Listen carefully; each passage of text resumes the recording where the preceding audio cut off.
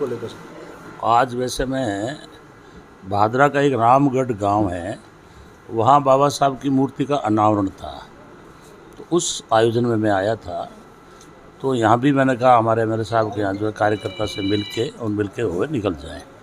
मैं सबसे पहले तो आदरणीय मुख्यमंत्री जी को धन्यवाद देना चाहता हूँ, क्योंकि मेरा ये प्रभार ज़िला है और एमएलए साहब की मेहनत से इन्होंने जो भी डिमांड की उसको इस बजट में पूर्ति की है।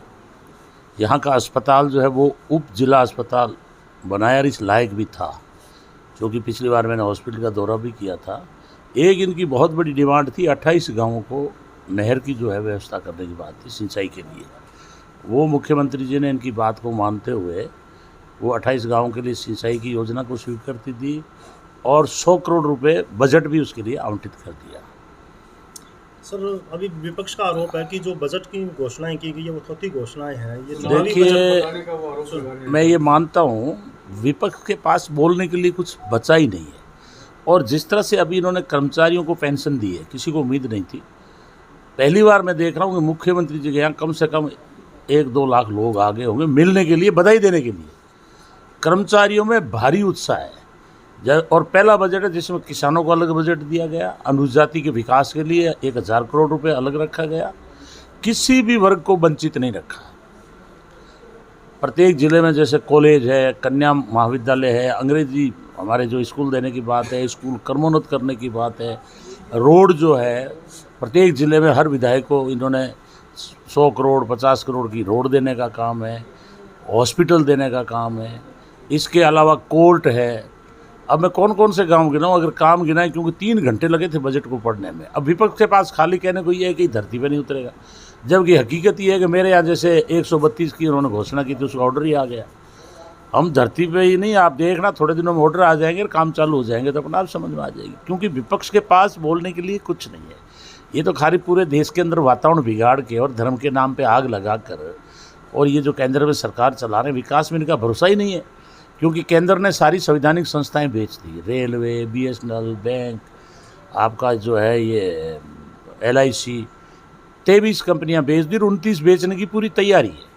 और इनके सहयोगी जो है बैंकों को लूट के चले गए बाहर, चाहे वो नीरव मोदी हो, विजय माल्या हो, मोइल चौकसी हो, ललित मोदी हो। तो इनका जो सोच है वो बहुत संकीर्ण है।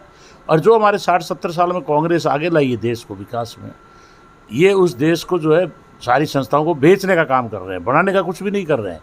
इसलिए इनका काम तो विरोध करना है और हमारा काम है, हम चाहते हैं इस देश में 36 कौम के लोग, 36 बिरादरी के लोग, प्रत्येक धर्म का आदमी खुश रहे, आपस में भाईचारा रहे और हमारे देश का विकास हो। सर, 5 राज्यों में सर चुनाव हुए, उसमें कांग्रेस अच्छा प्रदर्शन नहीं कर पाई सर। ये मैं बात मानता हूँ आपकी, क्योंकि ये इब्राहिम लिंकन और नेपोलियन बोनापार्ट ने भी एक ज़माने में कहा था कि अगर किसी देश में रोकना हो, विकास रोकना हो, तो आप धर्म की आग लगा दो।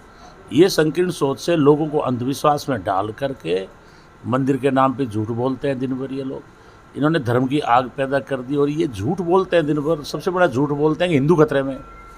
अरे भाई, जिस देश का प्रधानमंत्री हिंदू, राष्ट्रपति हिंदू, कलेक्टर हिंदू, पुलिस हिंदू, 80% आप कहते हो कि हिंदू बस रहे हैं, फिर भी अगर आप मुसलमानों से डरते हैं या आप कहते हो हिंदू धर्म खतरे में है, तो फिर मैं तो कह रहा हूँ इससे बड़ा कोई सफ़ेद झूठ नहीं है। इसलिए मैं मानता हूँ कि इस देश में एक झूठ का वातावरण बना करके और आतंक फैला करके और धर्म के नाम पे लोग ठगी जाए, पड़ी लंबे समय तक चलने वाला नहीं है। सर, बसपा प्रमुख मायावती जी ने पिछले दिनों आरोप लगाए थे सरकार पे, राष्ट्रपति शासन की मांग की थी, दलितों पे अत्याचार हो रहा है। जहाँ तक मायावती जी की बात है, मायावती जी हकीकत में अपना जन आधार खो चुकी है। जन्मदिन के नाम पर चंदा कर कर के और दलितों के घर से चंदा गया है। और हकीकत यह है कि दलितों को बहुत दिन मूर्ख बनाया। अब अनुसूचित जाति के लोग उनको छोड़ चुके हैं और ये इनकम टैक्स इतना भरती है कि उसकी कमज़ोरी बीजेपी ने पकड़ ली। और वो बीजेपी वाले जो है, आप जानते हो जिस तरह के नेता है, वो तो इनके ऐसे लोगों को डराते हैं। तो अब मायावती वो मायावती नहीं रही है। टिकट देने से पहले पैसा लेती है। अब ये कहती है कि MLA हमारा एक ही नहीं रुकता, रुके क्या?